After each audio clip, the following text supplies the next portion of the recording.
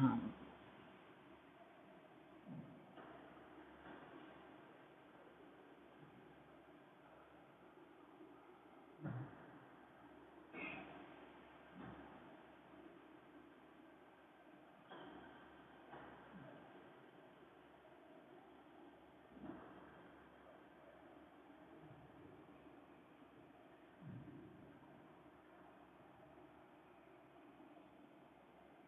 प्रणाम सुंदर साथ जी।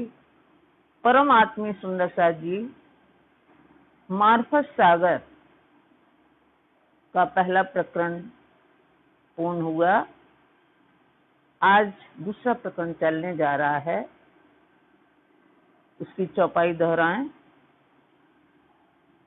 मिल हक हादी रूहन, श्री मोहम्मद कहें ये मोमिनो, याद करो खिलवत सुकन, जो किया कौल अलस्तु बेरब, मिल हक हादी रूहन, मिल हक हादी रूहन। प्रकरण 1 चौपाई 79।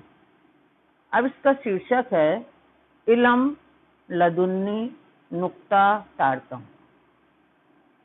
देखा जाए तो चारों चीजों के मायने एक ही हैं।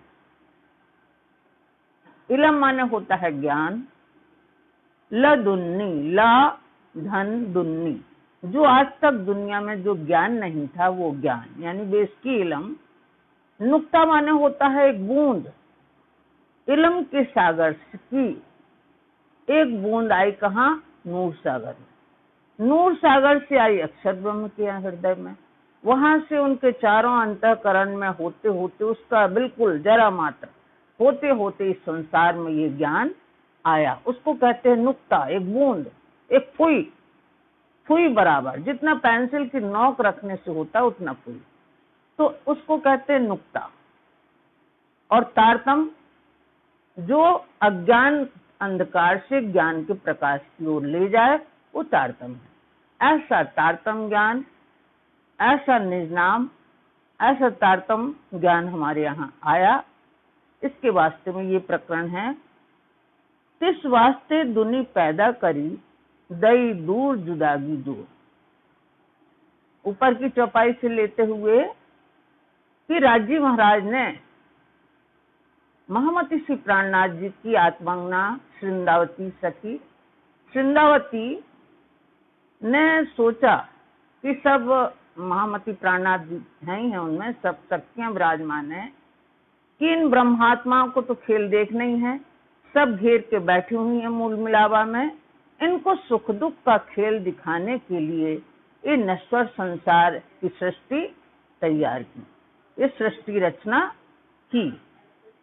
इस वास्ते दुनी पैदा करी, इसलिए उनको सुख दुख का खेल दिखाने के लिए, इस वास्ते इसलिए या इस कारण ये सृष्टि की रचना हुई, दुनी पैदा करी।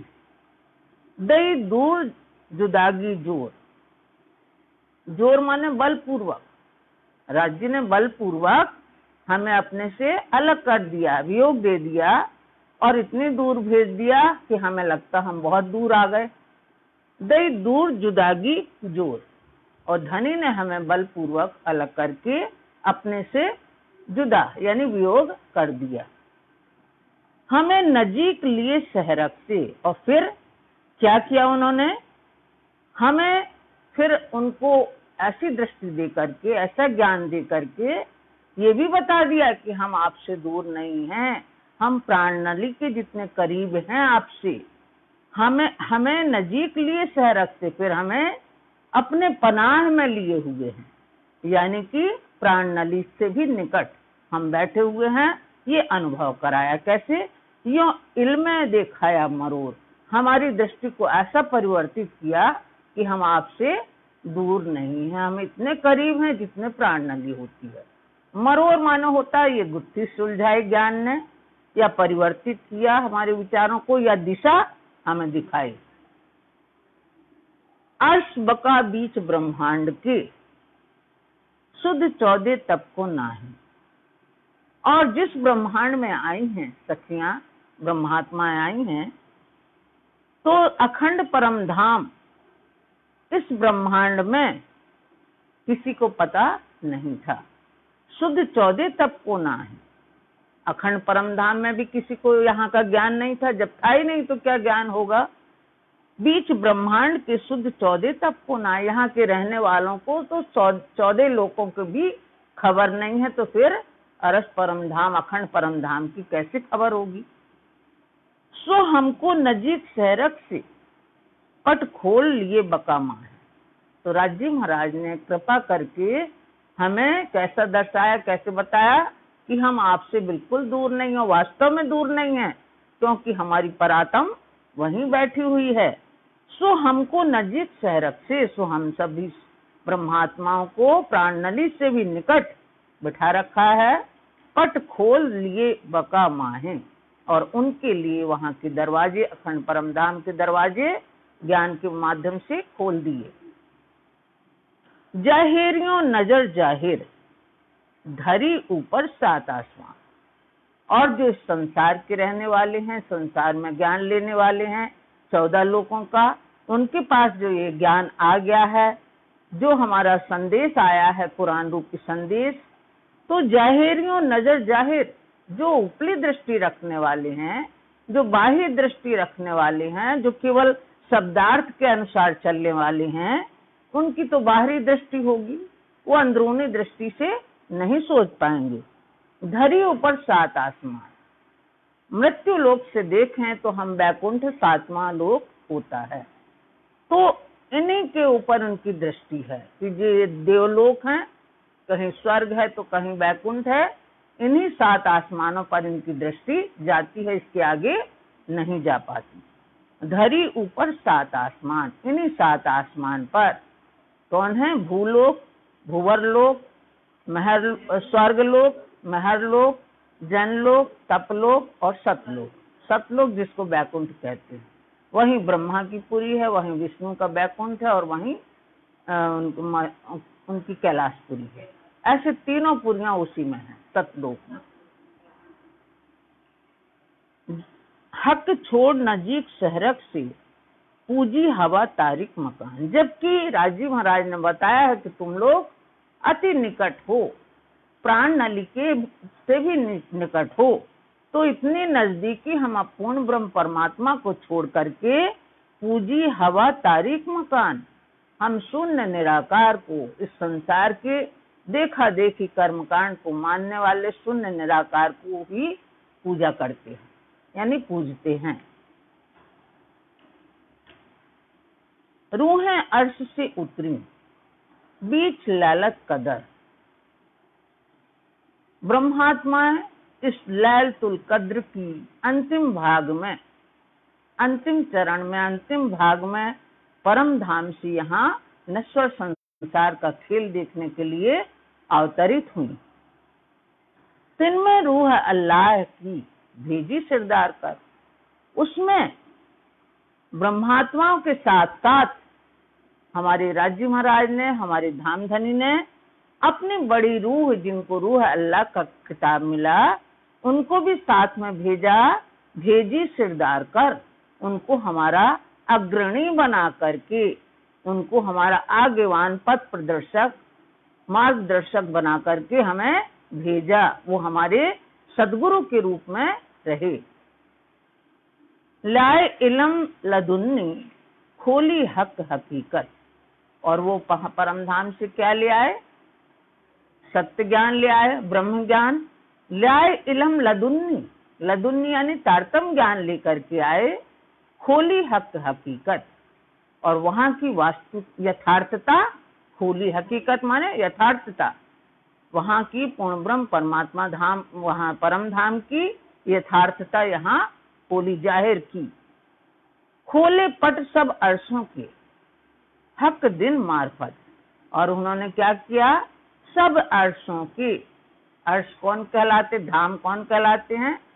क्षर का हो गया वैकुंठ धाम, क्षर ब्रह्मांड का वैकुंठ धाम, अक्षर का अक्षरधाम, और परम धाम, यानी कि मलकूत, जबरूत और लाहूत, तीनों धामों के उन्होंने दरवाजे खोल दिए सब ब्रह्मात्माओं के लिए।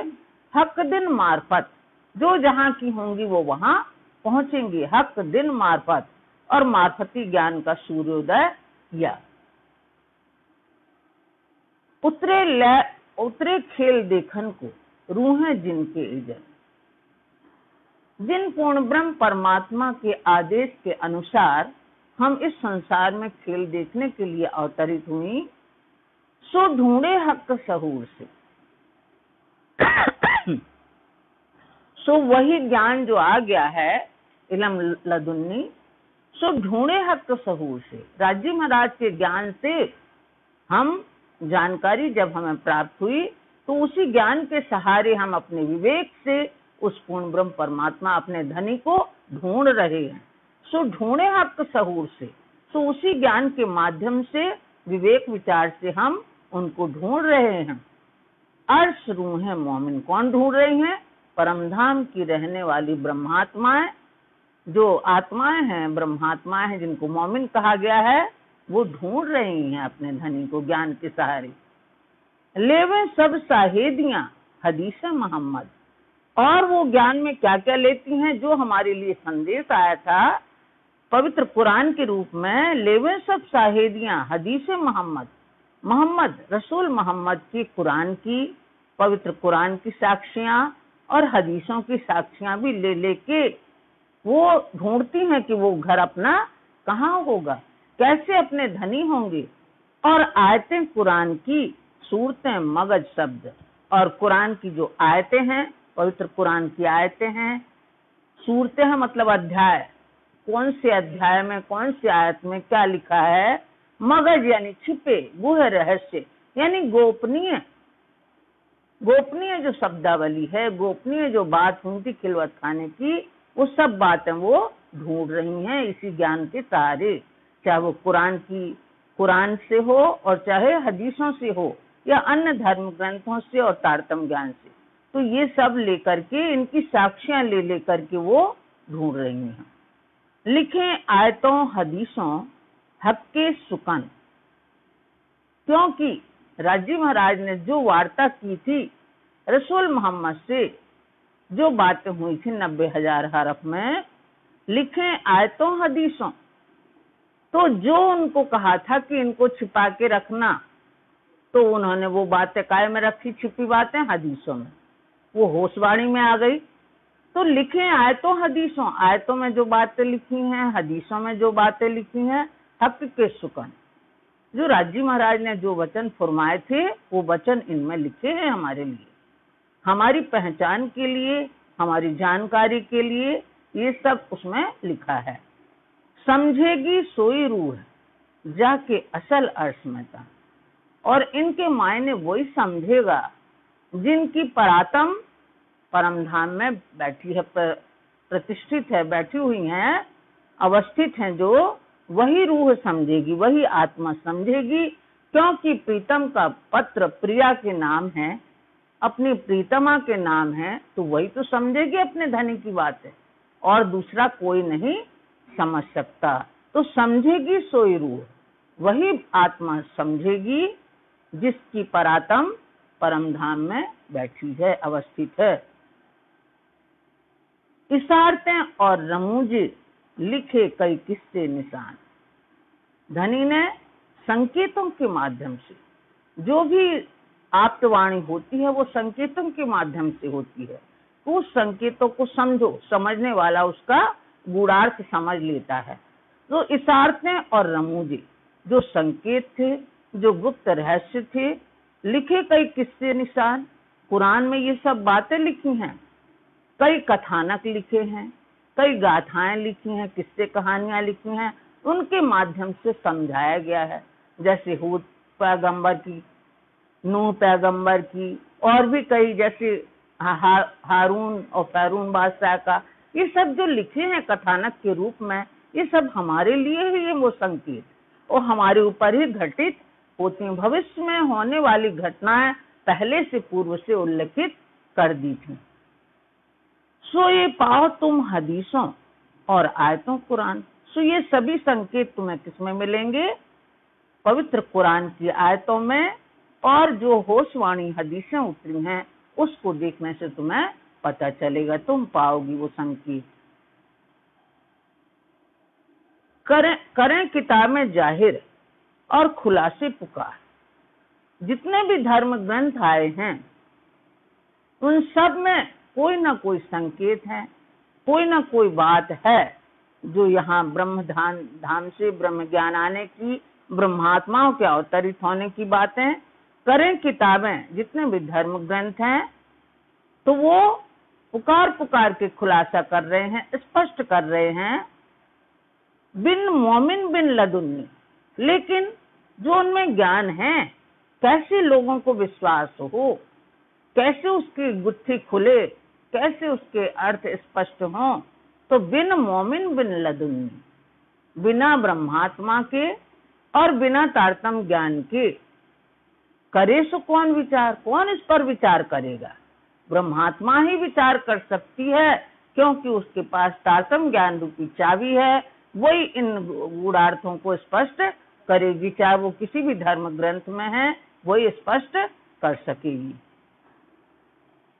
ये और कोई बूझे नहीं, बिना अर्श के तन। मोहम्मद ऋषि प्राणनाथ जी फरमा रहे हैं, ये कोई और नहीं जान सकता। बूझे माने जान सकता, समझ सकता। इन बातों को और दूसरा कोई समझ नहीं सकता बिना अर्श के तन। जिनकी परात्म वहां बैठी हुई है, वही इन रहस्यों को समझ सकेगी। अपने घर की बातें वही समझ सकेगी। जो नूर बिलंद से उतरी, नूर बिलंद दिव्य ब्रह्मपुर धाम से, जो दिव्य ब्रह्मपुर धाम से अवतरित हुई हैं ब्रह्मात्माएं, नश्वर संसार का खेल देखने, दरगाही रूह मोमिन, जो खिलवत खाने में रहने वाली, एकांत स्थान में रहने स्थल में रहने वाली, जो दरगाह की मोमिने हैं, जो रंग महल की ब्रह्म प्रियाएं हैं, वही इस बात को समझेंगी। नूर कुंजी आए पीछे। तारतम्य ज्ञान के आने के पश्चात ईसे का अमल, ईसे का अमल कब तक चला? संवत 1678 में तारतम्य ज्ञान प्राप्त हुआ सदगुरु श्री देवचंद जी को, और संवत 1718 तक इनका प्रभाव रहा। सदगुरु देवचंद जी किससे? वैदिक परंपरा के अनुसार सब धर्म ग्रंथों का सबको समझाइश देते थे, उपदेश देते थे। नूर कुंजी आए पीछे, तारतम्य ज्ञान आने के पश्चात ईसे का अमल, ईसा भी उनको कहा गया है, ईसा रूह अल्लाह। तो ईसे का अमल चला कितने साल? संवत 16 से 78 से 17 से 18 तक। साल 70 ढांपता रहा, और फिर साल 70 कब तक होते हैं? संवत 16 से 78 से 17 से 48 तक। आंगू चल्या मोहम्मदी मिल, क्योंकि साल 70 संवत 16 से 78 के पश्चात वाणी अवतरण का क्रम बराबर चलता रहा। कब तक चला? संवत 1748 तक। ये आखिरी वाणी है, मार्फत सागर ये आखिरी वाणी है। क़यामतनामा पहले उतर चुका 43 में। तो ये क्रम बराबर चलता रहा। और आंगू चल्या मोहम्मदी मिल, मोहम्मदी कौन? हक स्वरूप, हकी स्वरूप मोहम्मद ऋषि प्राणनाथ जी में मिलकर के उन्होंने पूर्ण पहचान या मार्फती सूर्य का उदय किया। जब ये वाणी अवतरित हो गई मार्फत सागर, तो मार्फती सूर्योदय उन्होंने किया, ज्ञान का प्रकाश किया। तब ये आगे और इसका विस्तार हुआ वाणी का। आए हुआ इत रोशन, कौन आए? मोहम्मद ऋषि प्राणनाथ जी, विजयानंद बुद्ध जी, आखिरी मोहम्मद हकी स्वरूप आए हुआ इत रोशन, ऊपर अपनी शरत, जो कुरान में वादा किया था कि इतने समय में ये ज्ञान होगा, तो तब ये ज्ञान प्रसारित हुआ, तब ये ज्ञान सबके नजरों में आया, तब ये ज्ञान संसार में फैला, तब इस ज्ञान का प्रकाश हुआ। आए हुआ इत रोशन, ऊपर अपनी शरत, अपने वादे पर, जैसे कुरान में संकेत थे उसी के अनुसार, अपने वादे के अनुसार, अपने समयानुसार ये ज्ञान अवतरित हुआ। लास्ट में मार्फती ज्ञान। अव्वल आखिरी इल्म है। अव्वल का इल्म क्या था? वेदों के अनुसार ही चर्चा करते थे सदगुरु श्री देवचंद जी। वेद पक्षीय ज्ञान का चर्चा। फिर आखिरी इलम कतेबों का। 4 वेद हैं और 4 कतेब हैं। इनका ज्ञान, सबका ज्ञान लेकर के महामती श्री प्राणनाथ जी ने वेदों का भी और कतेबों का ज्ञान लेकर के जाहिर करी क़यामत। सबको आत्म जागृति का संदेश दिया कि अब आत्म जागृति का समय आ गया है, अब ज्ञान का सुबह हो गई है, अब उठने का समय आ गया है। जैसे सुंदी वाणी में हम लोगों ने सुना कि अब जागृत होने का, उठने का समय आ गया है।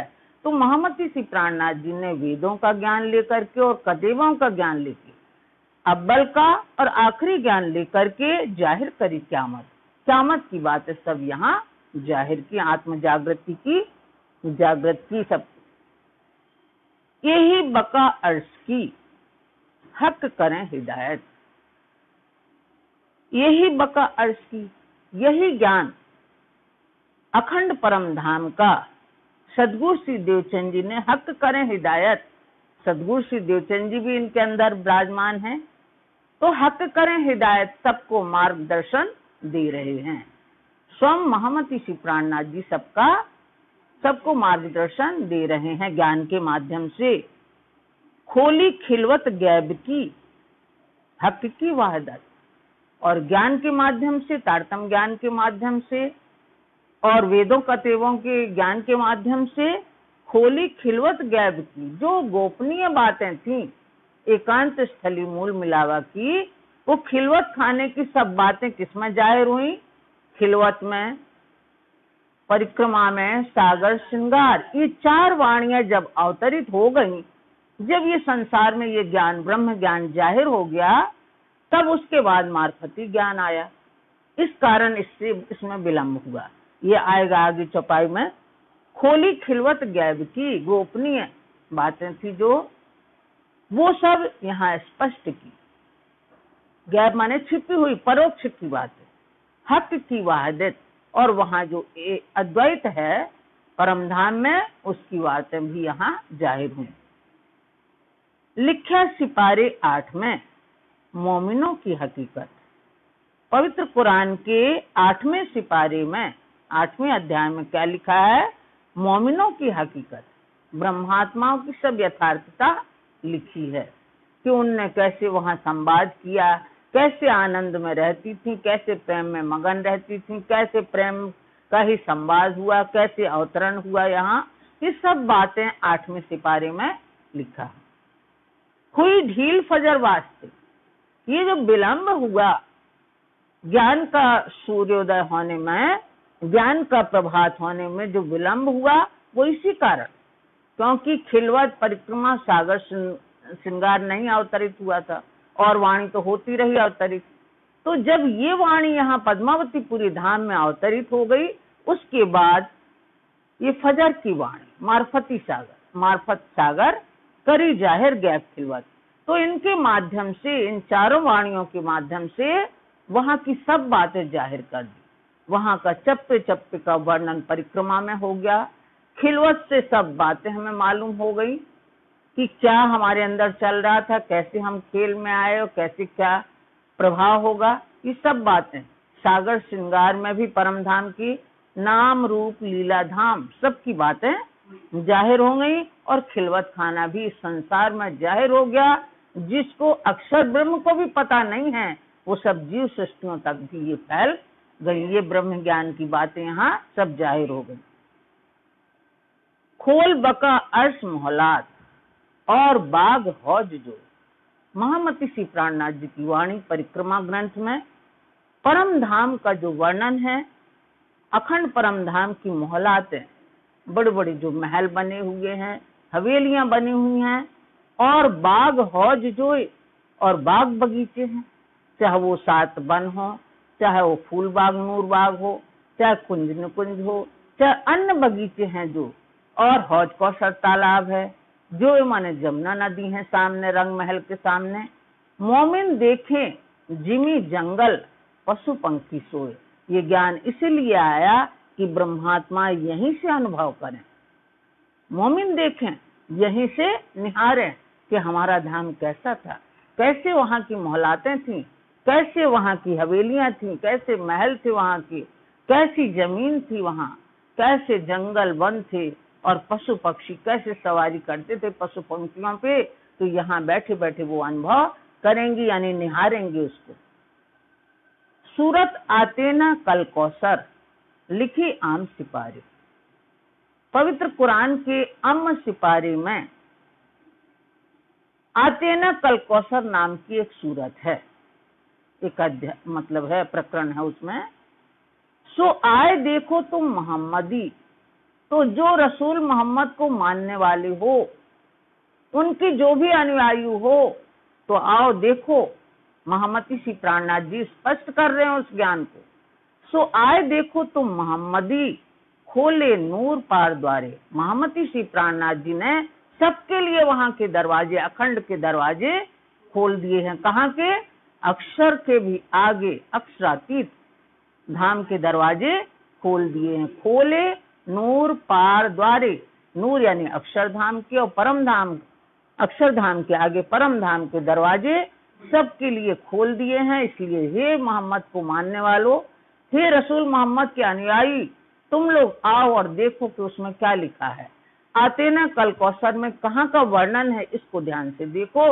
मोहम्मद किसी प्राणनाथ जी सब फरमा रहे हैं, सब जाहिर कर रहे हैं। कहया होसी जाहिर, अर्श रूह है मोमिन। और उसमें ये भी लिखा था, होसी माने होंगी, जाहिर माने स्पष्ट, अर्श रूह है मोमिन, जो परमधाम की रहने वाली आत्माएं हैं, जिन्हें कुरान में मोमिन कहते हैं। हम लोग ब्रह्म प्रियाएं कहते हैं, ब्रह्मात्माएं कहते हैं। वो इस संसार में जाहिर होंगी, इनका महत्व यहाँ जाहिर होगा। उतरे नूर बुलंद से, करें सब अर्श रोशन। और वो कहाँ से उतरी हैं? परम धाम से, ब्रह्मपुर धाम से उतरी हैं, दिव्य ब्रह्मपुर धाम से उतरी हैं। करें सब अर्श रोशन, और वहां का जो भी उनके अंदर है हिस्सा, जो वहां का ज्ञान है, जो वहां का प्रेम है, सब यहाँ जाहिर करेंगी। सब करें सब अर्श रोशन, तारतम ज्ञान के माध्यम से वो सब यहाँ परम धाम को जाहिर करेंगी। जो कहया मोहम्मद लैल महराज माही, मोहम्मद साहब ने जो कहा था लैल महराज माही, कौन सी रात्रि में? दर्शन की रात्रि, जिसको हम साक्षात्कार भी कहते हैं और दर्शन भी कहते हैं। लैल माने रात्रि, महराज माने दर्शन की रात्रि या साक्षात्कार की रात्रि में जो कहया मोहम्मद, जो मोहम्मद से राजी महाराज ने कहा था, रसूल मोहम्मद से, उसमें जो दर्शन की रात्रि के बीच में वार्तालाप हुआ था, जो सोई कौल रूह अल्लाह ने, उन्होंने क्या कहा था कि रूह अल्लाह आएंगे, 11वीं सदी में रूह अल्लाह आएंगे, श्यामा जी मैं अपनी बड़ी रूह को भेजूंगा। सो उन्होंने आकर के रूह अल्लाह यहाँ आए। श्यामा जी, सुंदरबाई श्यामा जी अवतार सदगुरु श्री देवचंद जी जो हमारे सदगुरु हैं, सोई कौल रूह अल्लाह ने, उसी वचन को, उसी वादे के अनुसार रूह अल्लाह यहाँ प्रकट हुई। और उन्होंने, सदगुरु श्री देवचंद जी प्रकट हुए, उन्होंने क्या कहा? उन्होंने वो वचन पूरा किया। कहे रूहों के ताई, रूहों से सब बातों के स्पष्टीकरण किया, सब बातें उन्होंने जाहिर की। जो पूर्व से लिखा हुआ था ज्ञान, उसकी बातों में सब बातें जाहिर की। जब इन दो मर्दों ने, अब यहाँ महामती श्री प्राणनाथ जी के आत्मांगना इंद्रावती कह रही हैं, जब इन दो मर्दों ने बशरी स्वरूप रसूल मोहम्मद और मलकी स्वरूप सदगुरु श्री देवचंद जी ने, इन दोनों स्वरूपों ने मिल साहेदी दई, मिलकर हमें ज्ञान की साक्षी दी। और वो हमें पूरा स्पष्ट लगा, सही लगा कि जो बात वो पवित्र कुरान बोल रही है, वही सदगुरु श्री देवचंद जी बोल रहे हैं। तब मेरे दिल अर्श में जरा शक न रही। तब जो हमारा दिल, राजी महाराज ने अपनी बैठक कर ली है हमारे अंदर, तो उस जो धाम बना लिया है हमारे दिल में, जरा भी संदेह की गुंजाइश नहीं रही, यानी हमारा दिल भी निसंदेह हो गया।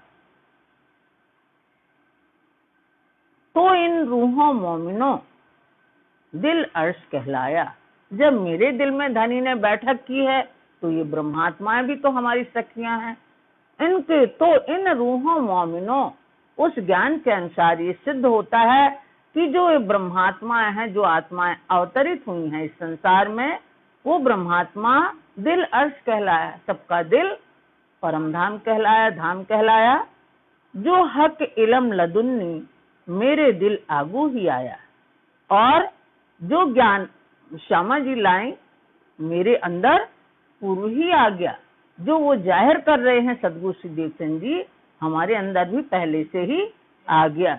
जो हक इलम लदुन्नी, जो राजी महाराज ने ज्ञान भेजा था कुरान के माध्यम से, वो हमारे अंदर भी आ गया। यानी तारतम ज्ञान आया, मेरे दिल आगू ही आया, मेरे दिल में पहले ही से पूर्व से ही आ गया, क्योंकि ये साक्षात स्वरूप वृंदावती तारतम को अवतार इनके अंदर पूर्व से ही आ गया।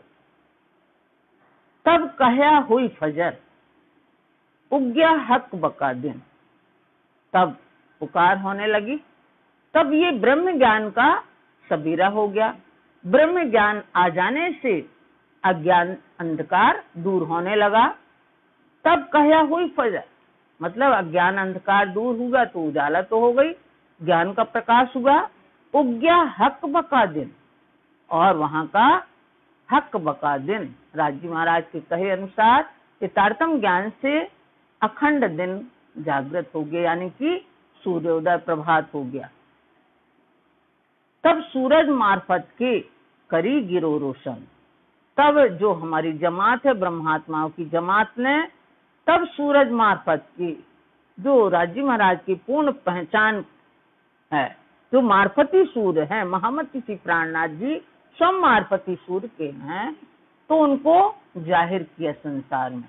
इस ज्ञान को, मार्फती ज्ञान को और महामती के ज्ञान को इन्होंने जमात ने, ब्रह्मात्माओं की जमात ने, उम्मत ने यहाँ जाहिर किया संसार में। कौल कहे सो सब हुए, और भी कहया हो, जो भी वचन उसमें, जो भी वचन दिए थे, जो भी वादे थे, जो भी शर्त रखी गई थी कुरान में, इस समय पे ये घटना घटित होंगी, वो सब अपने समय पर पूर्ण हो रहे हैं। जो वचन किए थे, जो वादे किए थे, वो अपने अपने समय पर सब पूर्ण हो रहे हैं। और भी कहया होत, और भी जो लिखा है वो भी होते रहेंगे, वो भी होते जा रहे हैं। रूह अल्लाह ल्याए इलम भरे जिमी आसमान जोत, और रूह अल्लाह क्षमा जी स्वरूप सदगुरु सुखदेव चंद जी ये इलम वहां से जो ब्रह्म ज्ञान लेकर के आए, तारतम ज्ञान लेके आए, उस तारतम ज्ञान के उजाले ने, उसकी तेजस्विता ने भरे जिमी आसमान दूत, उसकी तेज प्रकाश ने जमीन से आसमान तक उसका प्रकाश भर दिया, जो ब्रह्म ज्ञान आया। रूह अल्लाह अर्श अजीम से नूर आला ले आए, रूह अल्लाह श्यामा जी स्वरूप सदगुरु सुखदेव चंद जी अर्श अजीम से, परम धाम से नूर आला ले आए। कौन सा आला ले? विशेष ज्ञान, ये सर्वश्रेष्ठ ज्ञान, तारतम ज्ञान लेकर के आ गए। जो तेजोमय सर्वश्रेष्ठ ज्ञान है वो तारतम ज्ञान लेके आए, नूर आला, विशेष ज्ञान, विशिष्ट ज्ञान, दो विशिष्ट प्रकाश वाला ज्ञान लेकर के आए। सो ये नूर कोई क्यों कर सकेगा छिपाए।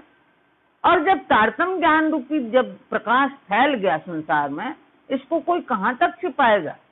जिस प्रकार प्रभात हो जाने पर, सवेरा हो जाने पर रात स्वतः दूर हो जाती है, अंधेरा स्वतः मिट जाता है, उसी प्रकार तारतम ज्ञान आ जाने के कारण अज्ञानता रूपी अंधकार स्वतः ही दूर हो जाएगा। इसको कोई कैसे छिपाएगा।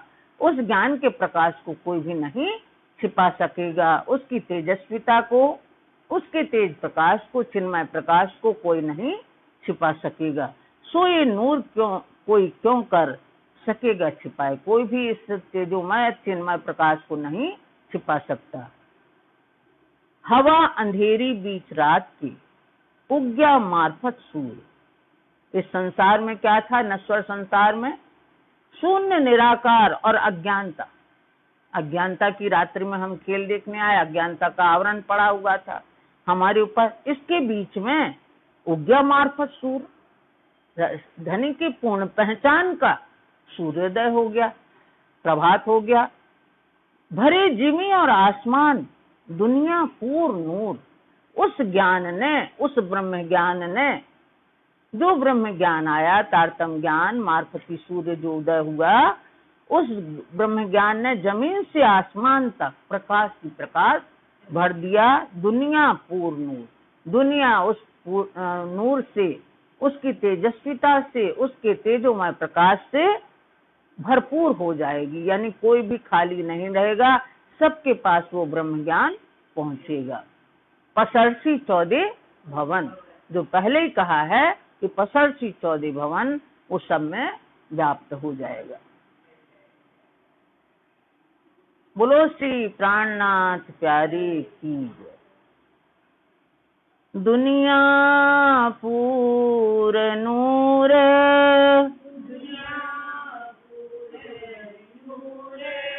हवा अंधेरी बीच रात के,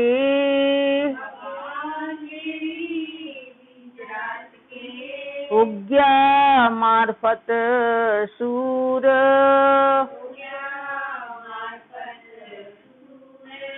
भरे जिमी और आसमान,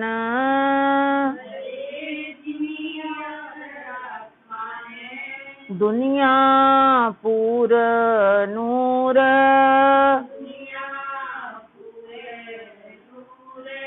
दुनिया पूर नूर। बोलो श्री प्राणनाथ प्यारे की जय, धाम के धनी की जय, आज के आनंद की। प्रणाम प्रसाद।